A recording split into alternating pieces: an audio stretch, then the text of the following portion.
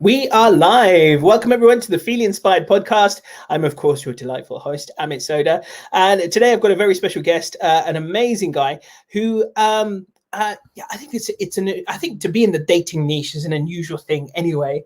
But there are particular areas which I think are more challenging than others, shall we say.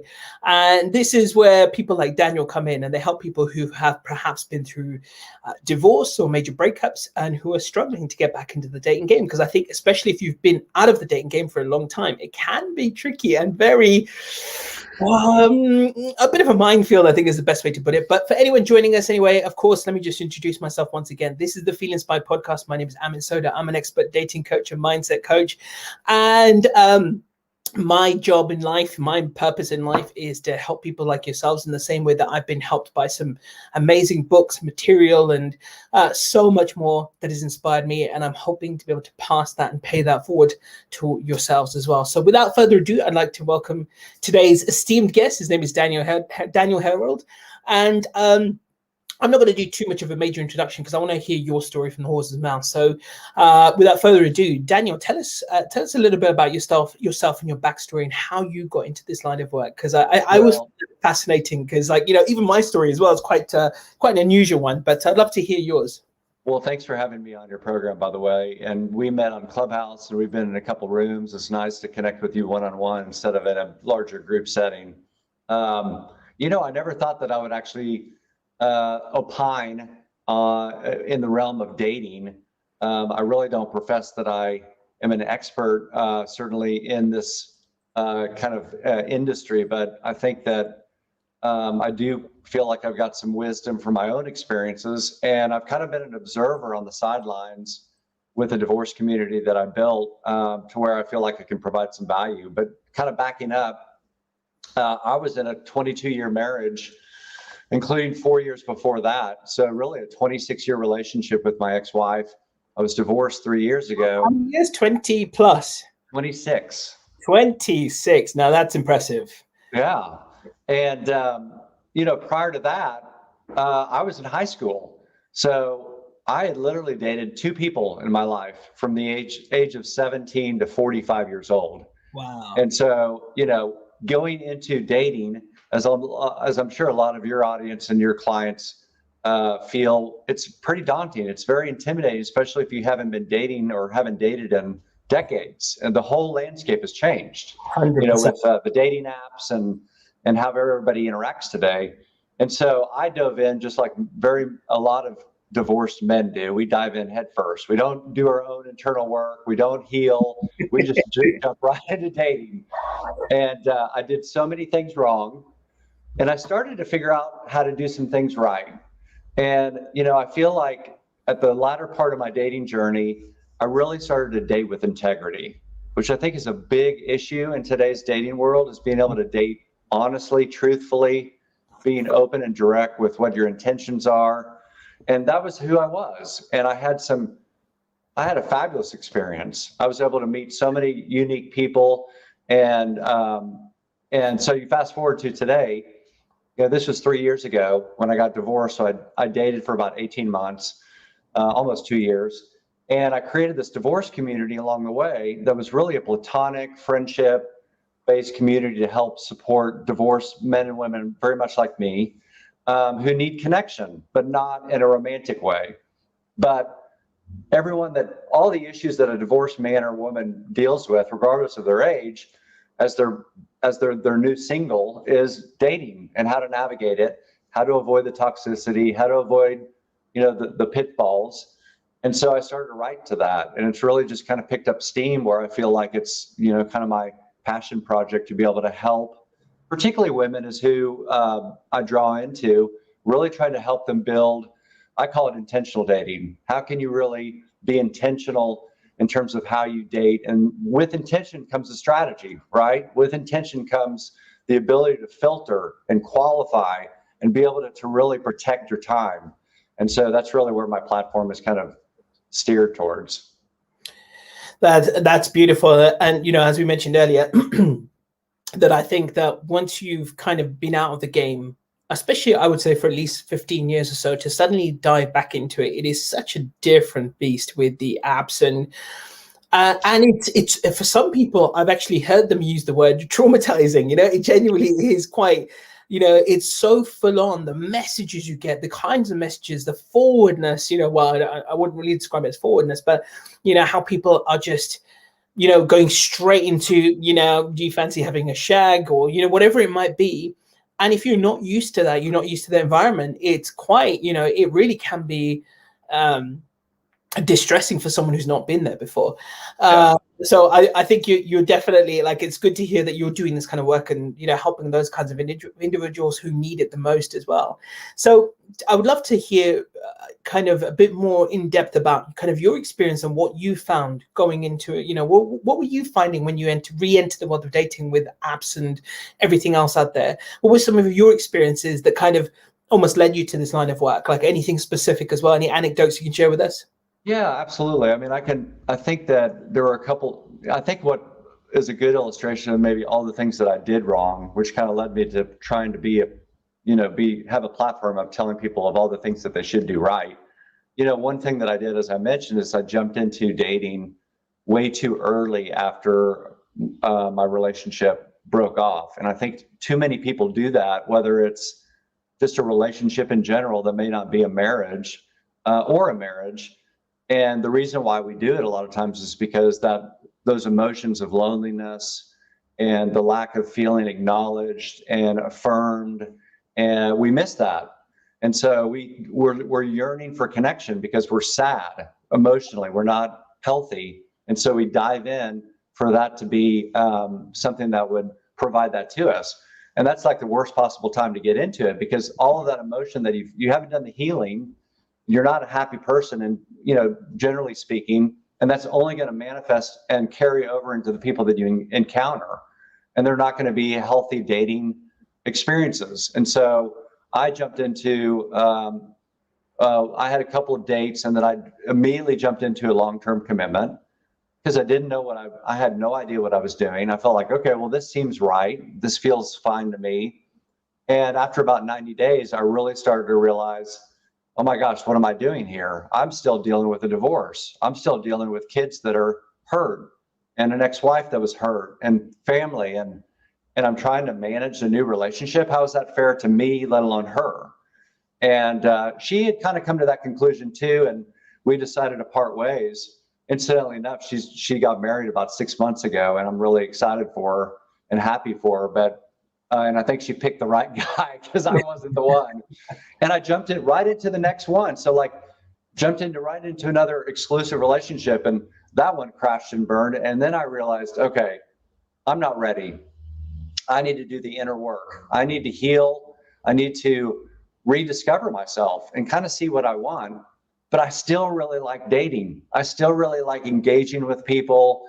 I just need to be upfront with where I am and what my journey is, so that I don't misrepresent myself to the women that I'm engaging with, and then allow them to make the choice whether they want to go out with me.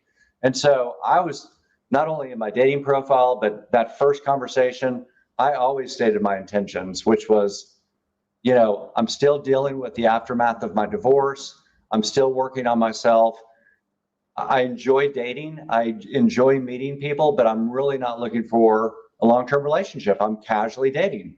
Now, when you hear casually dating, it's like all the flags, the alarms sound, because everybody thinks, okay, well, he just wants to shag everybody that he dates. I'm using the UK term. Have sex with everybody he dates. Yeah. And that's not the case. There is a component of casual daters that's what they're all about. But there's other people that just want to casually date to try to figure out what they like, what they don't like, and just to have that connection. And I can't tell you how refreshing the feedback that I get from women was, oh my gosh, it's so refreshing to have someone that's just honest about who he is and what he wants. And 7 out of 10 women would tell me no, because I'm looking for something different than what you're looking for. And so I think that there's 2 learning lessons there. Is you need to feel complete. You need to feel healed from a past relationship. You may not know exactly what you want and what you don't want, but at least be healed and happy before you're ready to start navigating dating. And then I think number two is state your intentions. Be very clear, both in the profile, when you start talking to people, what you want. And if there is an alignment there, you're not going to change someone. I mean, that as a coach, you can't change someone. And so a casual dater is not going to change an intentional dater to just date casually. Yeah. And an intentional dater is not going to change a casual dater to date intentionally. And so just know where you align relative to the person that you're engaging with. And if there isn't alignment, move down the road. And so those are a couple things, learning lessons that I learned along the way. And, it's refreshing when you're honest and you do it with integrity. You're not trying to persuade or misrepresent or say everything that a woman wants you to say just to try to woo her into bed or woo her into a date. And that was just kind of my approach. And I had a really positive experience as a result. And you're not single anymore right now. You're with someone, I believe. Yeah, I met someone actually at a cookout. Yeah, in a purely organic way. I wasn't looking. I'd finally this was right at the end of COVID, so like late summer of 2020. And I was really enjoying investing in my friendships. I was super social with all of my friends. Dating was kind of at a standstill because of COVID. And we had a cookout, and so happened this other woman that was had been divorced about three months ago, 3 months prior to that event, came because she needed friends. Like a lot of divorced men and women, they lose their friendships. And she came and we had an instant connection. Well, she thought I was a player, so she had her guard up, but my intentions were pure. I was crazy about her, and I put the full court press on her and finally convinced her to go out with me, and the rest is history.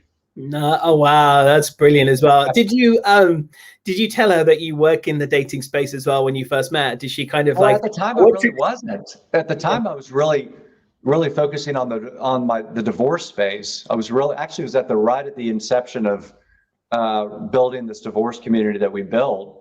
And so it was actually pre even getting into it. I mean, the dating space is an area where, for me, it's a lot of times I've been asked to just talk about it, just from a middle-aged divorced man perspective. A lot of men don't like to talk and share their experiences. And so a lot of it initially was just me sharing my own experiences and kind of what I learned and didn't. And then it kind of came into, really in the last 6 months, a platform where I speak more to it. So no, I wasn't even in that game yet.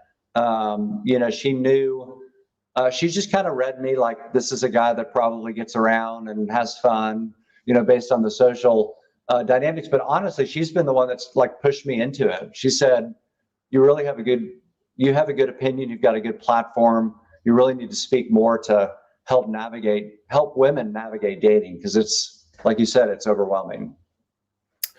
Oh yeah, brother, it is definitely very overwhelming. But you are now living proof that obviously that even after divorce and even just a major separation, that it is possible to get back out there in a healthy way, and take people along for the ride. Because I think that is what can happen, where people who are hurting still, have been through something traumatic, do carry that forward into these new interactions. So what would you say, from all the people in your community that you speak to, that some of the things or biggest mistakes that they make with regards to, going back into dating? You mentioned one for yourself, obviously rushing back into it, but not actually being ready. Is there anything else? What do you suggest to people that they do to help them with that? Not diving in too headfirst or too deep in the beginning, but gradually getting there when they're ready. What would you say to people to actually get ready to go back into it and that process? A lot of times, there's so many ways to spin this or to take this, but let me give you probably the common theme that I try to tell people, where I think a lot of people fall victim, is not being able to read someone well. And there's different ways that you can define that, like either not having a good picker. I always pick the wrong guy, and he ends up taking me down this emotional roller coaster, or he ends up he ghosts me or whatever. And not being able to, from the onset of actually looking at someone's profile, to the initial conversations and the depth of those conversations to be able to really qualify whether or not this is a candidate that you want to spend time with. And I'm a big believer that you need to really protect two things. You need to protect your mental health because you've just been through a trauma. So why do you want to go into a situation where someone is toxic and he or she's going to pull you down into that, create a lot of heartache and stress and all the emotions that come with that, and you got to protect your time. And so you've got to learn, and you don't know these skill sets of how to qualify someone because you haven't dated in 15, 20 years. And so it's learning, it's simple things like what kind of photos are they putting on their profile? Is it a guy in a bathroom with his shirt off? Or is it a woman in a scantily clad bikini, a thong bikini? These are messages that are sent. There's meaning behind those messages. It's not just, well, I don't have any photos, so I might as well just take a picture of myself with my shirt off, in the bathroom. That's not a serious person. He's not intentional. He's clearly looking for something. So reading things like that, those cues, and then the content. What if someone doesn't have a profile description at all, just photos? Why in the world would you swipe right on someone like that? Just because they're attractive? There's no substance there. They're clearly they're using this as like thirst traps or bait to try to get you in. So the context of the profile and what they put there, the initial conversations. Too often, I think we tolerate bad behavior and we tolerate what clearly looks like a character flaw early in the dating process. We tolerate these things and we assume, well, maybe there's not that much better that's out there, or we numb them or discount them because the banter and the flirting and the attractiveness of that person is so good. And where there's smoke, there's fire. And so when you see issues in their character or issues or just bad behavior, hey, send me a pic, early, those are red flags. That's your intuition is going to kick in and say, you need to move down the road. This is dangerous. And I'm trying to, help women and men to understand those things, pick those things up, and don't spend another minute with those type of people. Yeah, and you mentioned a couple of things there. One, which is that obviously not about protecting just your mental health, but if you're not in the right place, your situation could potentially affect someone else who's in a good place, but unfortunately, just because of their caring nature, they want to help you. But actually, that is not a healthy place to start a relationship on. And so you've got to do them justice just as much as yourself. And then the whole picture thing as well, it's something I talk about a lot as well, the selfie thing. Like I don't think people realize just how much a picture communicates. I mean, the old saying is true. It communicates 1,000 words.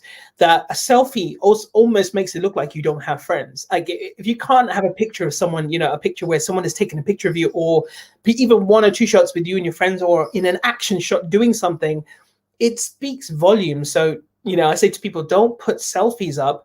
Just get a friend, a family, a loved one to take a nice picture of you in your natural vibe, in your natural environment. And that is going to do you so much more justice than, right. Selfie pictures that are just going to really I don't think people understand or realize the gravitas of the subconscious message that sends. And I think it is huge. It's monumental. Like I scan pictures, all the time. I work with singles all the time, and I look at their pictures, and something formulates in my mind without me even realizing it.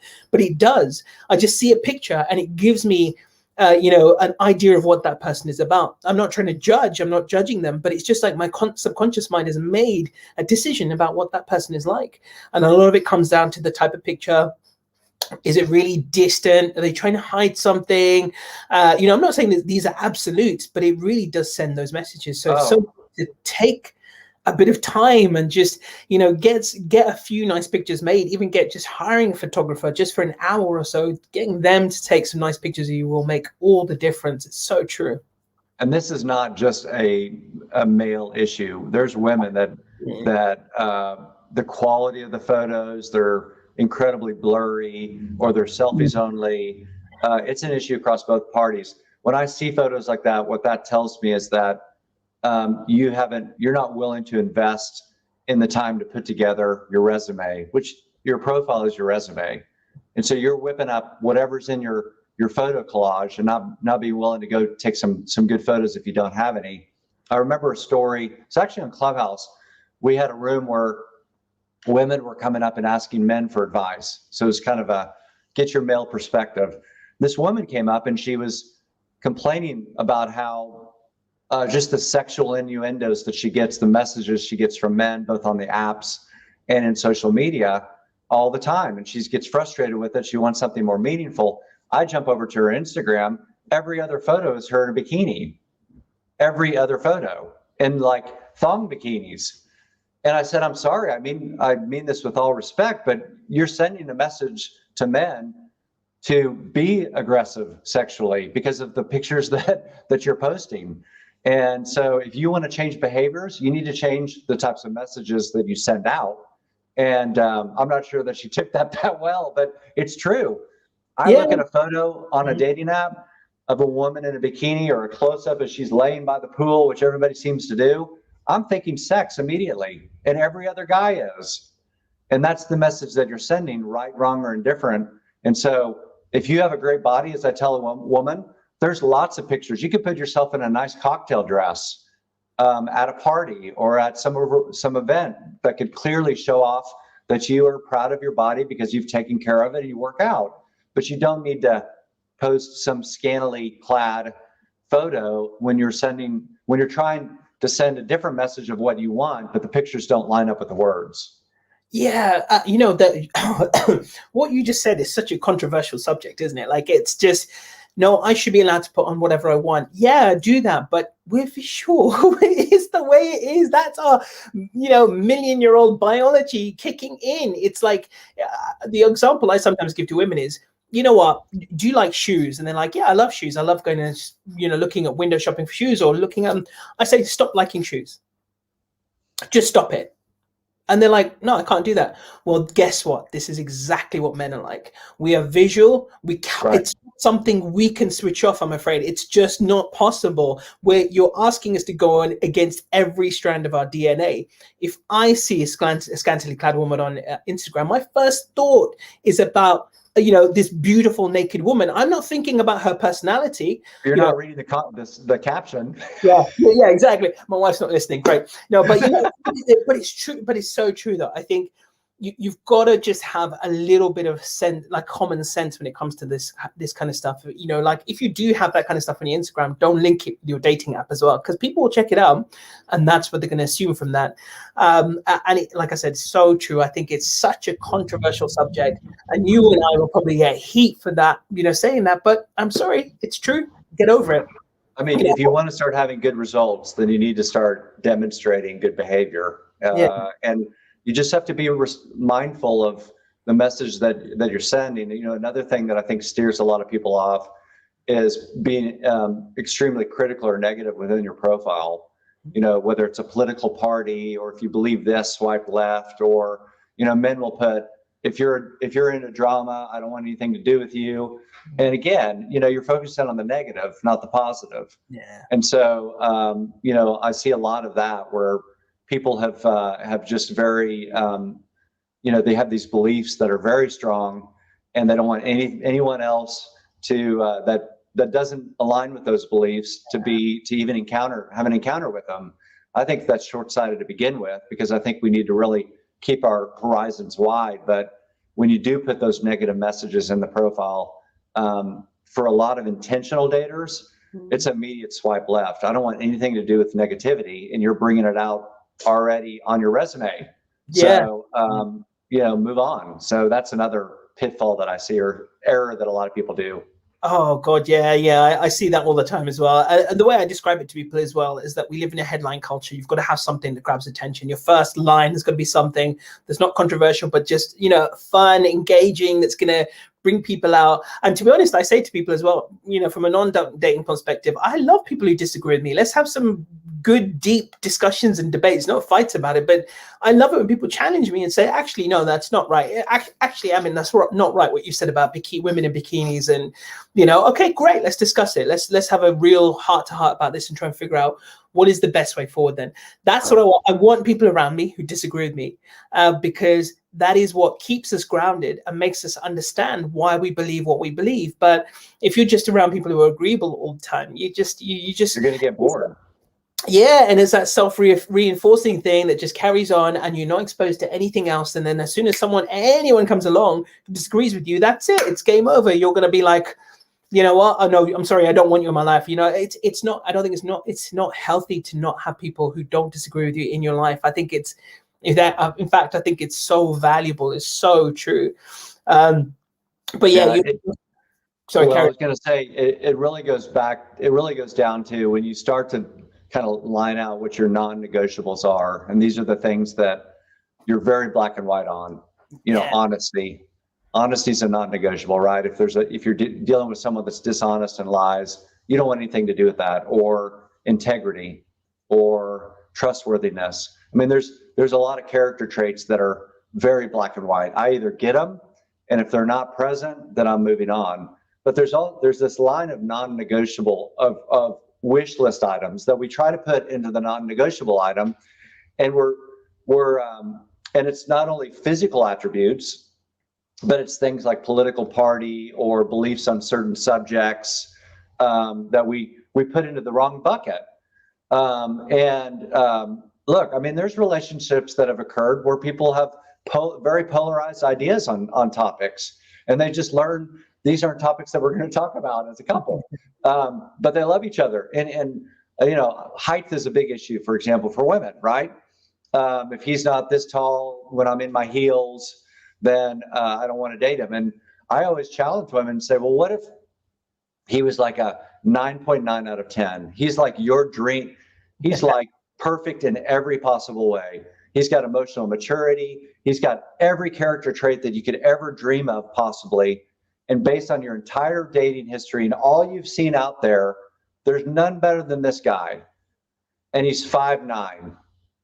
Are you really going to say no because of height when you have virtually a perfect man? And you'd be surprised. Most people will say, yeah, I'm out. And I'm like, you've got that in the wrong bucket. That's a wish list. That's it, man. If I could have that, that's great. You got to have a clear, I think, a delineation between what's really, really critically important to you in terms of what you're looking to accomplish, and the character traits that you want, and then the wish list. You know, these are the things that I would love to have in a person, but if they don't have them, but they have all these others, still going to give them a chance or her a chance. Do you know, that's what's really funny, Daniel, that scenario you just gave, that hypothetical scenario, I say the same thing almost verbatim to people. Really? Yeah, honestly, I swear to God, I literally, as you were saying, I was like, oh my God, I use these exact words, because I think it's an important thing. Like even on the matchmaking side of my business as well, I see a lot of that, right? And it's partly my fault. I've set certain thresholds within, you know, what people can select as options, and one of which is, you know, say up to 5'6", or then 5'6" to 5'10", and 5'10" and above. And a surprising number of people have put 5'10" and above, and then I check their height, and they're like 5'2", and then I do sort of laugh a little, but then I blame myself for setting those options in the first place. But it's interesting just to come across that. Like, I think to myself, what is it about that height? Now, don't get me wrong. I'm sure if I was a woman, I'd want a tall guy as well, right? A taller guy. But if I met the perfect guy, then, you know, I don't care about height. None of that's going to matter. I think, you know, they could be the same height as me, but if they're perfect in every other way, for me as an individual, I'm sorry, but that's not going to even remotely be an issue. I want to meet, you know, someone with character, not height. That's not going to be a factor in 10, 20, 30 years. What I want is character. And that is, for me, the bottom line, you know? So, you know, even when my wife and I met, I told people, look, you know, no, I got the jackpot. You know, she's beautiful and she's, you know, intelligent. I've seen her. She is beautiful. Yeah, she's an amazing woman, and I don't just say that. She genuinely is. You know, she's absolutely incredible. But you know, there were a lot of things that I just, you know, didn't matter to me. Like, you know, one example is our different spiritual beliefs, right? So when we met, Um, she has a certain set of spiritual beliefs, and I did as well. But we had a really long discussion about it, and ultimately, the upshot was that look, we both believe the same thing. We both believe in one God. We both believe in being a good person, doing our prayer, all the usual stuff. And so we realized actually there's no difference. And I've actually got quite immersed in her culture now as well. She's got involved in mine. And so it didn't really, at first it may have felt like it could have been a deal breaker, but it wasn't at all. And once you talked it through, and this is the thing as well, I think some people get so fixated on an idea, they've forgotten to ask themselves why. They're asking themselves why that's a deal breaker. Like, why is that so important? Really, what does it mean in the grand scheme of things? Another example, Daniel, that we get a lot in the South Asian culture is this whole idea of meeting someone who's never been married before. So my wife and I, we specifically do events. Some of our events are specifically for divorcees, single parents, and widows, because we want people to be able to come in comfortably knowing no one's going to reject them saying, I'm sorry, you were married before, I'm not interested. So it's a big part of our culture. And so we do those events specifically. On the flip side, I get a lot of people who are, in their 40s saying, I want to meet someone who's never been married before. And I'm like, what? Like, why? Right. Why is that a big deal to you? Why is that a deal breaker? Think it through for yourself. And, I think once a few people have thought it through, they have kind of like reconsidered. But, at that point, have you ever come across this as well? Even with your work and, people who are out there dating, have they had some, particular, like you said, right, a wish list that they've just been adamant on, but eventually they have changed their mind? Yeah, I think that what they find is that the perfect box that they described as the unicorn is not out there. And I think that they start to, unfortunately, some of them will start to give on the character traits and be able to tolerate character flaws because they think that there's not character out there. And I don't think that's a good practice. I think that, if someone's not being honest with you or has a habit of being lying, I mean, that's a major issue that you need to determine, is this someone that I want to spend my life with? But yeah, I do think that over time, they've got this perfect list and they start to see the reality that we're all flawed human beings. We all screw up. We're all different. We come from all shapes and sizes.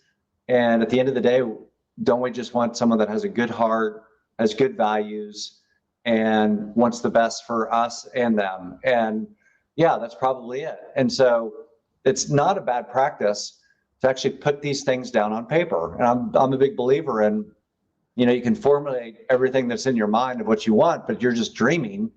If you put it down on paper, it all of a sudden becomes a plan of action. And just maybe even putting a ledger. Here are all the character traits. You can Google it. There's all sorts of character traits that can give you ideas of, these are like non-negotiable of what I really, really want. I know that people are flawed and they may not be perfect in these areas, but these are really, really important. And then start to put all of those things that you think were important that may be on that other side of the ledger, that, boy, if I got them, that would just be icing on the cake. But is it an absolute yes or no? Whether it's height or, if they're bald or have hair, or they're what they look like, or the physical pieces of it, or long distance versus not. I mean, there's a lot of non-physical characteristics that you could put on there as well. Religious beliefs, is that need to be on this side of the ledger or over here?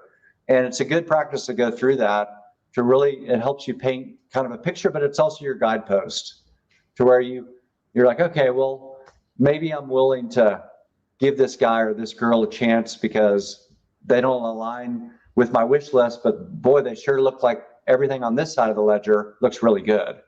And so it requires just being open and willing to experiment a little bit and willing to take a little bit of risk, and what you wouldn't typically, dating across races is a great example. When I went through my dating experience, I dated people of all shapes and sizes. I loved it.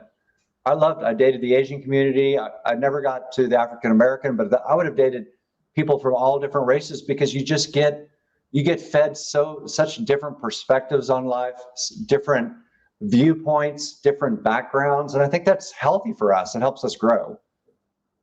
Yeah, no, absolutely. So I wanted to go back to your whole experience, because you had just, if anyone who's missed it, by the way, and if you want to ask Daniel any questions, leave them in the comments. I will see it on screen and we can post it to Daniel. But you were in a relationship for, and you're married, by the way. You were married, right?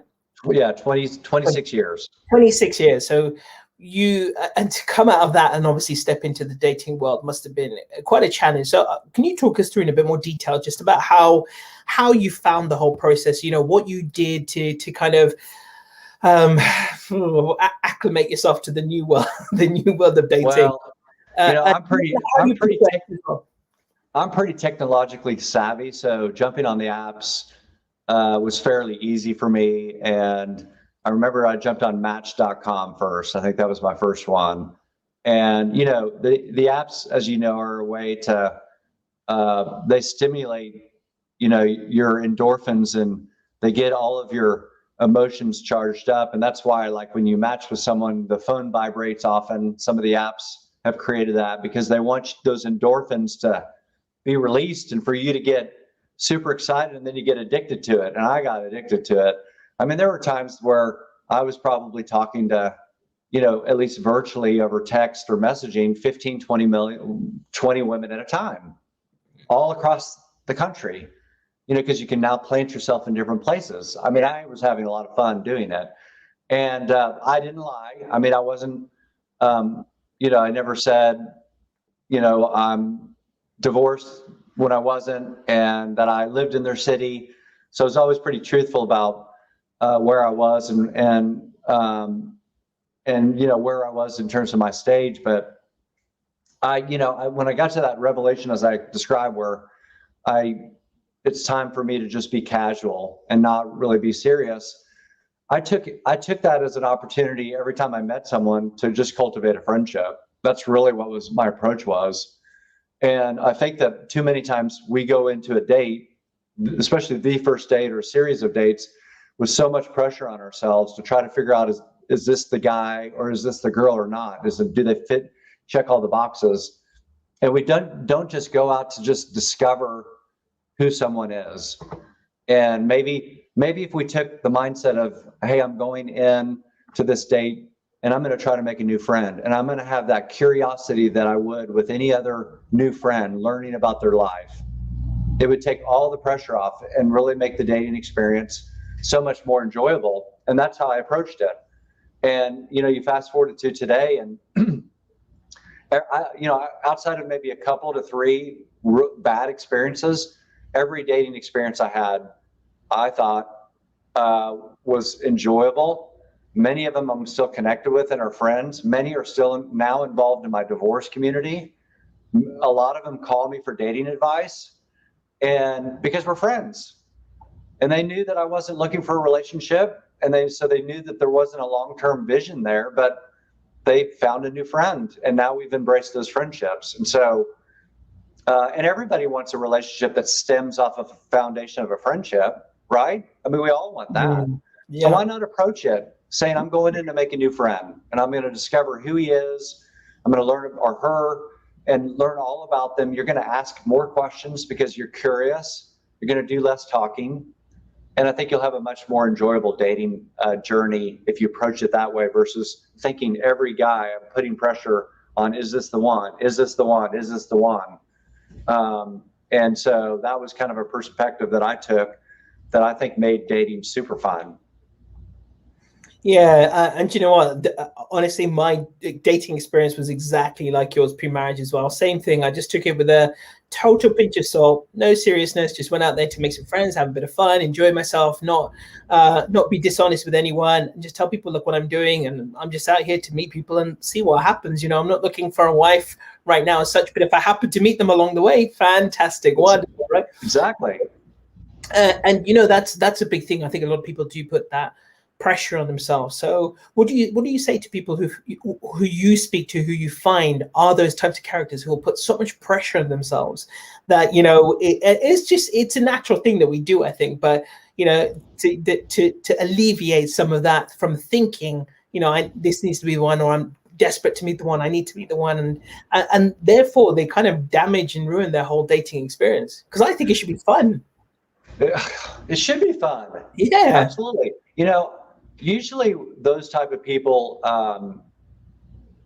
my experience when they are putting so much pressure on themselves, they're a firm believer that a person completes them.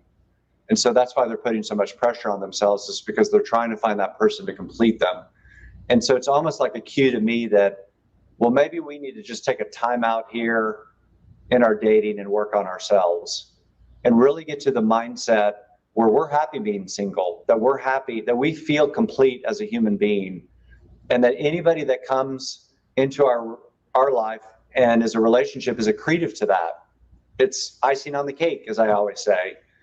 And when you get to that point, then you're taking all this pressure off of your dating journey and saying, well, if I fall into something where I fall madly in love with someone, that's great, but I'm super happy. Well, there's a number of ways that you can do that. And while you're doing that, maybe you need to just take a break off the apps and get off the apps and stop dating, really focus on self-care.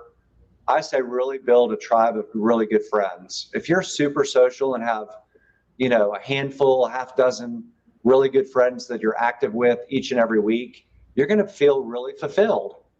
And that's the great distractor when you are not quite ready for dating or putting too much pressure on yourself, is just go be social. And you know what? You're going to have more encounters organically to meet someone if you're super social with your friends than you will anywhere else, because you're going to get involved in their circle of friends that you don't know, and then potentially get involved in their circle of friends that friend that you didn't know has. And you'll have a lot of opportunities if you're really, really social and really engaging with your friends to go meet people in an organic way. Not to mention that's a way to fill your bucket. So I just think that when people are anxious about dating because either the pressure or they're just nervous about being able to engage with that person and be sociable, like, what do I say? What questions do I ask? I'm like, the best practice is just to go be social with your friends. Mm-hmm. And you'll just get all those repetitions of just talking with people and asking about their day and asking questions. So just go be social and build that tribe of friends. That's what we did with the divorce community that we built, is we built a platonic, friendship-driven social group, both in person and virtually, to allow that opportunity for you to find the alternative. Hey, I'm not ready for dating. I'm putting too much pressure on myself. I'm having so many bad experiences from it, and it's becoming toxic for me. I don't have the right attitude for it. Let's shift over here. Let's get off of this. Let's focus on working on you, building your tribe of friends. And then when you're ready, you hop back over and you got a great attitude. And you know what? As you know, when you find those people that have super great attitudes and they're confident in themselves from a male perspective, that's super, super sexy, very attractive. You're more attractive than you would be otherwise. And so that's kind of the advice that I give. Yeah, no, I think that's absolutely fantastic advice. Have you, out of your community as well, have you had any other success stories from people who've met there and kind of it's evolved to become something more? I don't think people announce it because we're so explicit that not to come to try to grab a phone number. This is a friendship base. We want everyone to feel safe and comfortable. But no doubt we've heard of relationships that have formed, people that have started dating, both local in cities, but also some long distance relationships just by the social aspect, the social media aspect of our community, which I think I love that, because it all stemmed from a friendship. It all stemmed from an organic way of meeting people versus, a lot of the frustration that people get with the dating apps is it just feels very organic. It feels like I'm forcing it. And, this other alternative is creating an opportunity for you to meet men and women and cultivate friendships. And some of those may turn romantically. And that's what we always envisioned. We just didn't want to make them like dating mixers and dating events, but hey, come and make friends and then see what happens. So yeah, there's some that are occurring. They just don't want to raise their hands. So yeah, I love that. Tell us a little bit more about your kind of approach, by the way, when you were dating. And are you a fan of lines, or were you quite organic in your approach, or how did you do it? And also as well, when you were out there dating, did you do any of the more non-dating app stuff, like approaching people cold in the street or a cafe, or try anything different? What were your experiences there? I am incredibly shy. I mean, you wouldn't think it by my social media, but if I was in a bar and a woman gave me eye contact, I would not go over there. I would be too intimidated, even to this day. Like, and I've grown so much over the past 3 years, but I might be bold enough to do it today, but man, I would still be really anxious. So I was not one of those guys that would walk up into a cafe and or a bar, and especially even if the signals were there. But I did use social media as a tool. Instagram, for example. If someone, you're always navigating Instagram, and I did find people in my city, friends of friends that I didn't know on Instagram, and you look at their profile and their pictures, and I had several dates where I would just slide into their DMs and say, hey, came across your Instagram, you look like a really nice person. Are you seeing anyone? Seeing where it went, in a non-creepy way. So I did use social media. I took advantage of where, if there was ever an opportunity where a friend would say, hey, you need to, have you thought about this girl? Or I should introduce you to that. I always took advantage of that. I think that's healthy, and we should take advantage of those, whether they're a referral or a setup. So I would do those, but most of it did come from the apps. And I'm in sales. I've had a 20-year history in sales. So asking questions and listening is very natural for me. And so I really was I never came in with any agenda on any date. It was all about just discovering who they were. So I would ask tons of questions just in a natural way, trying to understand their childhood and their siblings and their parents and their relationship with them. And we'd often get into their divorce. Wouldn't go too deep there, but trying to understand what happened and asking about kids and what do their kids do. And it just made it so free flowing. And as you know, if you're getting the other person to do much more of the talking by asking the questions, then they're going to feel like, wow, that was a great date, versus if you're doing all the talking, it probably wasn't, even though you felt it was. And so I was really good at, I was a great first impression dater. I mean, I was able to really make the best out of any circumstance just by having a natural curiosity for people and asking questions. And that's what it takes. It's just, you're not on an interview, so you don't need to go in there and grill someone or expect to be grilled, but just get to know someone. How would you get to know a new friend? You'd want to ask about their life, about what they've experienced, about their family. Those are the types of questions that I think are very natural and will keep the conversation flowing on dates. Yeah, I love that. I was a bit more daring than yourself, but I used to do all sorts of things. Like, I've got this prop here, if I could still keep it. It's like £1 million note. It's just a fake £1 million note. I'm not that rich, but I used to, if I happened to go into a cafe and I thought the barista was quite cute, I would wait for her to do the thing at the till, and I'll just give her, I'm so sorry, do you have a change of £1 million? And they'd be in their mode where they're just not even thinking about anything, and it would just really get them out of their kind of hypnotic state, and they'll just laugh and giggle. Then we end up having a chat, and they'll be like, oh, can I keep this? And I'd be like, well, there's a price to this, and that is us meeting up and going for a coffee, whatever it was. Oh my gosh, that's genius. I love that. It was good for, I see, this is what I mean. Did it work? Yeah, I think it worked a couple of times, and I remember one of which was she was a belly dancer as well back in the day. It was a long time ago. It didn't go anywhere. That was still in my early learning phase, learning about dating, but it was just it was still miles further than I'd ever been in the past. But it was just like you said, right? For me, it was just more about having fun, and not at the expense of the other person, but doing it in such a way which was respectful to them, but that we could both enjoy. And that is a bit of a slightly tricky balancing act. And it doesn't matter how much you are respectful, people are going to respond in their own way. So some people might take it offensively if you say something or have a joke or, at their expense. And that's always going to happen. That's always going to be the risk. Unfortunately, you cannot, protect yourself from offending anyone, everyone, all times. You've got to just take a few risks and just have a laugh and see what happens. So yes, that was one of the things that I used to do. And then, I used to be a professional magician in, many a past lives ago as well. So I used to sometimes have a, magic trick with me or whatever, and not make it too geeky as well. I love that. I think that's clever. Yeah. I have a dry sense of humor, and so a lot of sarcasm. And so as you mentioned, there's sometimes where that sarcasm, so they don't read the sarcasm, they don't read the jokes, and it can go the wrong way. I think one of this is a little tip for the men that are listening, probably the biggest, most effective tool to really cultivate an early relationship is just being vulnerable. And too many guys are afraid to be vulnerable.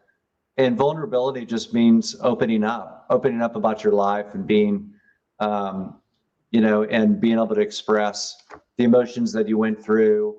A lot of divorcees, it's unfortunately the most common question on a first date is, tell me about your divorce. Maybe worded in a different way, but we always ask that. It's 100% of the time. It's asked and then it's received. And people can react different ways to that. People can go incredibly toxic and just go on a tirade if they're not emotionally healed. And others can, be short and sweet and stay positive with it. And others can kind of open up and share, in a healthy way.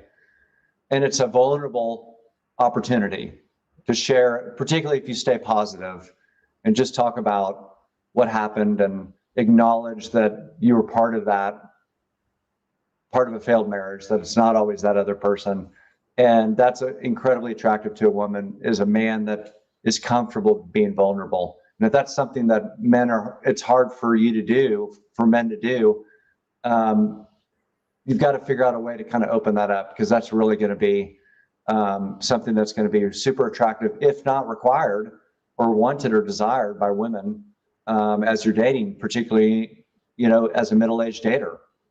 Yeah, I have a couple of responses I share with people as well. One of which is I wasn't married before, but I was engaged, and one of the things I used to say was that she just couldn't handle my level of sexiness. So I'm looking for the person who can. Like it was just in a very playful, stupid way. And then the other thing as well, if they wanted to press me, I would just say, look, it's a part of my history, but I'm looking for someone to be part of my destiny. So I would rather put that to bed. I'm looking forward. And most people, again, I think they do take it seriously, and then they kind of go into like a deep dive of their personal story, but you don't need to. Why not bring that early, right? Not that early. And this is what your friends are for. Offload on your friends. Don't offload on a first, date or 3 dates or whatever it might be. Later on, of course, that you can share a bit of your history so they know you, but up until that point, I just don't think it's that necessary, really. So listen, I got one important question for you, and then we'll round off. And I've got a couple of fun questions for you. So actually, you mentioned it earlier. You're talking about the whole. I think you're an advocate of this as well, which is that whole going in with that mindset of making friends, and should anything more come of that, great, wonderful, what a wonderful byproduct as a result. How would you define the difference for anyone out there? I've got a specific definition of when people say, I would love for my partner to be my best friend, as opposed to what happens when you get friend zoned. So what's your advice to people who are in that situation or worried about that? That's a great point. And it could, that is a risk if you do go in with the mindset of trying to cultivate a friendship, and they acknowledge that if you both of you acknowledge that that's the approach, and you come out of it, let's say you come out of that date and you're like, whew, man, I want to be more than a friend with that girl, right? And they just didn't feel it. But they still want to be a friend. That's where kind of the communication comes in. I think that there were lots of women that I would go on a date with. I think I'm trying to frame this in a way that you could understand it. where, again, I went in thinking this would be a great opportunity to make a friend. If it goes romantic, great. If there's physical attraction, great. But if not, that's my baseline. And I'd go in, and after the end of the date, I was like, well, that clearly is going to be in the friend category. I just don't see anything going other than that. But I think what's healthy is to communicate that. And so you don't want to do it that evening, because I think that might be hurtful. But the next day, I would always, in a message, say, I really enjoyed our time yesterday, and getting to know you. And I really didn't I didn't feel a romantic connection here, or this advancing from that perspective, but I really would love to continue to foster a friendship with you. And I don't know if it was ever negatively received. I think that people appreciate feedback, especially when it's, quick. And I think but here's the one catch on that. If you're going to say those words that you want to be a friend, then you need to be a friend. So saying that, and then there's no action that comes behind that, there's no continued investment in that person, well, then you're just lying to them. And I think that you're misrepresenting yourself. So if you don't want to be a friend with that person, then you just say you wish them well. I didn't feel a romantic connection and I wish them well. But if you're wanting to put them in the friend zone and you really want to be their friend, then you need to be willing to commit to being a friend and all the things that come with that. And so I was really careful with my words that next day, because there were several that I was like, man, I didn't particularly care for her personality, or I just didn't feel like this would even be a good friendship. And so I would do the wish you well message. But if it was someone that I could hang out with this person, then I would focus on the friendship side, and I would continue to invest with them, whether it's keeping up with them on social media. I would invite them to my divorced events as we started to build community. So I would invite them to those. Whatever it may be, you got to continue to invest with a friend. So you got to make sure you delineate what you really intend on doing and hold true to that. But I think communication is key. And a lot of times people are afraid to communicate how they feel for fear of hurting that person's feelings. But, from a guy's perspective, we'd love the feedback. Help us go pursue someone else, versus continue to pursue you when we find out, after a long period of time that we've wasted our time, that after the first date, you had already drawn that conclusion that this wasn't going anywhere. Give us that courtesy to say this isn't going anywhere. Well, I'd still like to be your friend, but I don't feel it, so that we can kind of move on. So I think communication is key there.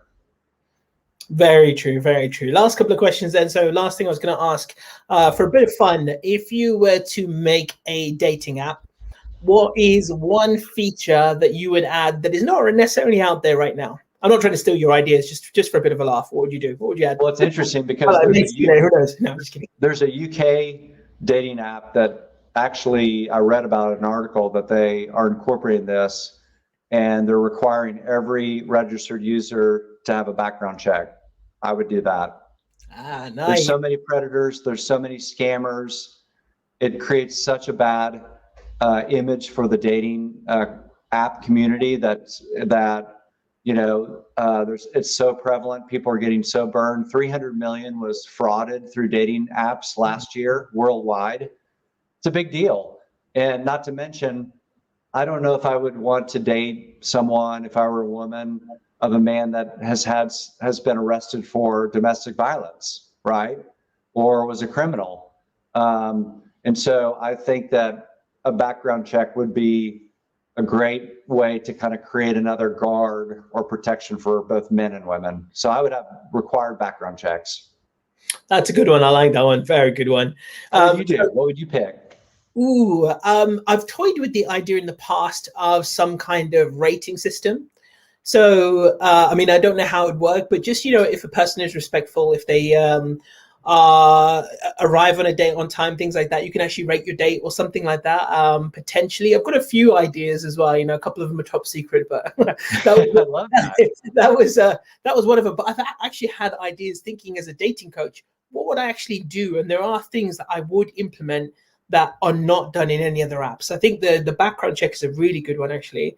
And there's a couple of other things as well, which is, I think, finding ways to stop people incessantly messaging, because I would want people to get off Messenger as quickly as possible. And even if it came with reminder prompts to say to people, great, you've exchanged a few messages, why not get on a phone call and actually have a conversation? This is really going to help your dating journey. So, just something like that, something very, yeah. So definitely a few out there, but I think the rating one could potentially work. I mean, it could totally backfire. I love that one. Yeah. If someone has like a 1-star rating and they have like 340 reviews, then you're probably not going to go out with them, right? Exactly. Yeah. But yeah, so listen, just before we go, then I guess the main thing is, where can people find you, and where can they find this community that you started as well? How can they reach out to you? Well, the divorce community, they can go to divorcedover40.com, divorcedover40.com.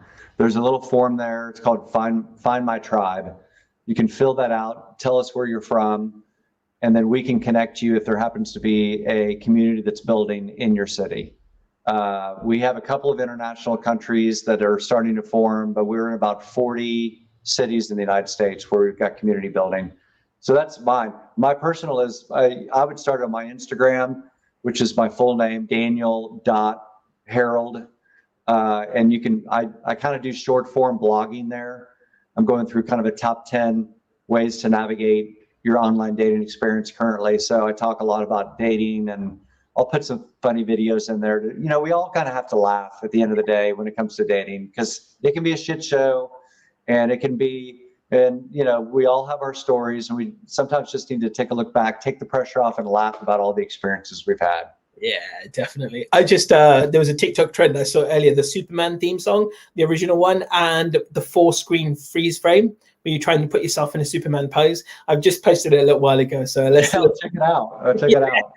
By the way, 2 last things. Daniel is quite active on TikTok as well, so you can find him on there. And I'm actually, by the way, I forgot to tell you this, I've actually got my TikTok running as well. So I don't know if anyone's on there, but they're probably all thinking, what's going on? What's happening there? But anyway, yeah. And the last thing I was going to say was, Daniel's been amazing because he's actually set up a community for dating experts as well, including matchmakers from all over the globe and dating experts. And we're all kind of on this WhatsApp group as well. So it's brought us all together so we can kind of help each other and support each other's community as well, which is fantastic. Because I've seen you put the messages out as well. I've got this person who is divorced looking for someone, and then a matchmaker comes forward and says, I know someone. And what a great way to do that as well. Like that, you're like almost like a senior matchmaker at that point. It's almost like, why hasn't this been done? And as an observer from the outside, not being in the space, I'm like, there's so much talent out there. Why don't we bring everybody together and allow us to network and collaborate? And it's amazing. We only have like 30, 35 people in there, but the collaboration is already through the roof. So I'm excited when that's a group of 300 people. I think it'll be incredibly powerful. Oh, yeah, I completely agree, 100%. So I want to say thank you for being on the Feel Inspired podcast, Daniel. It's been a pleasure having you on as well. I mean, I'm only gutted that, I've had to have someone on better looking than myself. I mean, oh, I don't know about that. Shaming me up in such a way. I mean, terrible. It's my pleasure. It's been really good to get to know you, obviously through Clubhouse, and I'm looking forward to collaborating more with you. So thank you for having me on. No, thank you as well. Stay on with me live, but to all the other people out there as well, if you want to connect with Daniel, who's that? Daniel, then to find him, divorcedover40.com is the website to go to. Plus, when I put this on the podcast, it will come with all of his links as well. So feel free to connect. In the meantime, everyone, thank you so much for tuning in, and I will catch you on the next episode, which is actually going to be on Tuesday with the lovely Flora, and we're going to be talking about attachment styles, which I'm very much looking forward to as well. So a different take on dating and our past traumas. So looking forward to that. But thank you again, my friend. Stay on with me while I end the broadcast. And to everyone else, see you on the next episode. Ciao.